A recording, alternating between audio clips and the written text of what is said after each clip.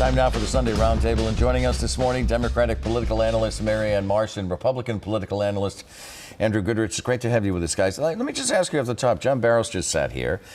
He is, as Wu pointed out, he is in single digits in the polls. So how much of a factor has he been in the campaign? Marianne, let me start with you. He's not a factor. And I think if there's a theme for John Barrows' campaign, it's too little too late. He overreached in both of the debates trying to make his points. The fact is, of the 5 candidates, he will come in 5th, and it will be a very distant 5th. So if there's any play there, it's not for him. Does an Andrea Campbell pick up some of his votes? Or does Kim Janey pick up some of his votes? Maybe whoever makes the final. But John Barrows will actually finish with fewer votes and in worse position than he did in 2013. Andrew? Yeah, it's clear that he's smart and committed to the issues, but this campaign's filled with candidates like that, and it was really difficult for him to really break through. And I think you're right that I think some other folks might be saying, well, this may not be his time, so who else might be able to pick up some of that support? So let's go through some of the key issues in this preliminary election. Few can argue that the housing crisis is really at the top of the list.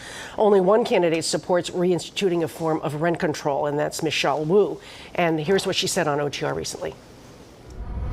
In Massachusetts, cities have been stripped of the power that we used to have to be able to offer reasonable policy tools around rents. This is the #1 crisis on people's minds across the city. And so I'm not calling for a return to old-style freezing of rents, but to be able to smooth over bubbles and prevent rent hikes from driving out residents. Rent stabilization has been used in places around the country when paired with other tools to increase housing supply. So it's a two-pronged question. Among the undecided voters, does this help or hurt her? And who is the weakest on housing? Let's start with you, Andrew. Yeah, well, first of all, going back to that answer, I'm pretty sure that my kid's breakfast this morning had more meat in it than her real answer, because no one's really litigated exactly what she's talking about with this housing proposal. I think for some undecided voters, it's going to help, because rent control, of course, it sounds great, it sounds wonderful, but it's, again, the problems come down the road. And I really think that the more that these other candidates are going to really dig into that with Michelle, it didn't happen. And so I'm just kind of disappointed that really hasn't been brought Is up. her position the weakest, do you feel, among the candidates? I actually think that Janey's is, because she's associated with other issues such as COVID and other things that she's been associated with, so she hasn't been able to get that position out there. Marianne, where do you stand? Well, the fact is, housing is the #1 issue by far in all the polls, far ahead of COVID. So it tells you everything. This position actually helps Michelle Wu, because the fact is only 35% of people who live in Boston own their homes. So the vast majority of people in Boston are renters and live this every day. So it hurts Michelle Wu with developers and landlords, or developers of housing, but it actually helps her with everybody else. And the person who is most vulnerable on this issue is Annissa Essaibi-George, who has been open to criticism both in the press, and Kim Janey, who's really hit her on it, especially in that last debate Thursday night regarding her husband's role as a developer. Obviously, the pandemic is also front and center. And while the former mayor played a pivotal role in handling the crisis for nearly a year, acting Mayor Kim Janey carries responsibility since vaccines became available and the Delta variant began spreading. So here's what she had to say recently on OTR. From the very beginning, from day one, have followed the science and the data, listened to public health officials, meeting with CEOs of hospitals, and every move that I have taken has had the people of Boston front and center. Whether it be a mask mandate that went into effect last week, whether it be the vaccine mandate for city workers, we were the first in the Commonwealth to call for a mask mandate for our schools.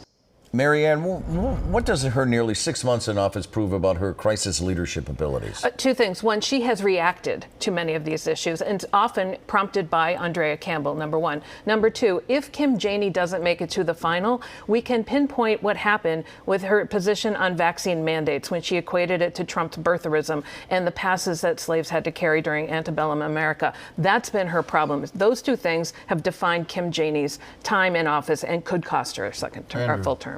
I really see it differently. She seems calm and confident, and I really think the leadership style has been pretty level-headed. I think we really underestimate how difficult it is to come in, to go from 0 to 60 for where she was as mayor, and really show the leadership. Boston's drug and homelessness problem is magnified at the corner of Mass and Cass. We asked Andrea Campbell, who has been sharply critical of Kim Janey, about this on OTR 2 weeks ago. Here's what she said. I'm going to make sure that everyone in my cabinet, whether it's a police commissioner or superintendent, is aligned with my vision, my values, and of course centers community, but most importantly, action. The thing I hear the most from voters is they're done with the talk around how we're going to improve schools, create greater housing opportunities, deal with the public health crisis, COVID, mass and CAS, the opioid crisis. They want action, they want decisiveness. We need the same in a cabinet. So here's the question. Does either Campbell or any of the other candidates offer real hope for cleaning up the area and dealing with the city's overall problem, Andrew? I do. I think so. This problem has not happened overnight. It takes years, and it's going to take probably years to fix. And I think all the candidates really have some real incentive and understanding to solve the problem. Do you agree with Andrew on that one? Yeah, I mean, the fact is, no matter who the next mayor is, she has to reform this, she has to fix it, and she has no choice but to fix it. It's really burgeoned. It started under Marty Walsh. It's gotten worse since. You know, credit to everybody for taking this on, but they've had no choice. Let's talk about the city's police department. It's a focal point in this election. Anissa Essaibi-George is the only candidate who wants to expand the budget, and she has the endorsement of former Commissioner Willie Gross. And here's what she said in a debate just a few nights ago. Listen.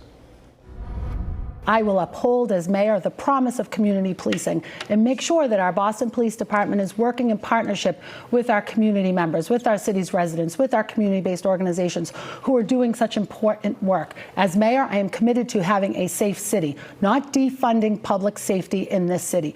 We can talk about reallocation. We can talk about reinvestment. That's just another word for defunding public safety in this city. Marianne, will her plan to spend more on policing help or hurt her among the remaining undecideds, which is still large? Yeah, this was her big moment of the two debates this past week. That really separates her from everybody else. But here's the thing for Anissa Essaibi-George. She's already got these voters, right? Anyone who's going to support her based on her position with police have already decided to vote, and they're likely voters, too. So I don't think she picks up any of the undecideds because of that. I think she's got the people we expect to turn out on Tuesday to do just that. Andrew. Yeah, I still think it helps because you're right, in a very fragmented field, being the only one standing out on this issue, I think there's still a portion who's really coming together now, and I still think it could help. Under the general umbrella, are you surprised that the undecided still remain as large a group as it is right now? What, hours before the preliminary? No, it's really dropped in half these last It few has. weeks. So it's still a high number. So some of those aren't going to vote. And the others, I think, really are likely progressives who are trying to pick between the progressive, the greater number of progressive candidates that are left, not Anissa Essaibi-George. Yeah, what do you think? Yeah, it's pretty difficult for some of these different candidates to really differentiate themselves. And so I think there's a lot of people who are really conflicted. And so I think it's pretty normal and natural as a voter to feel that conflict.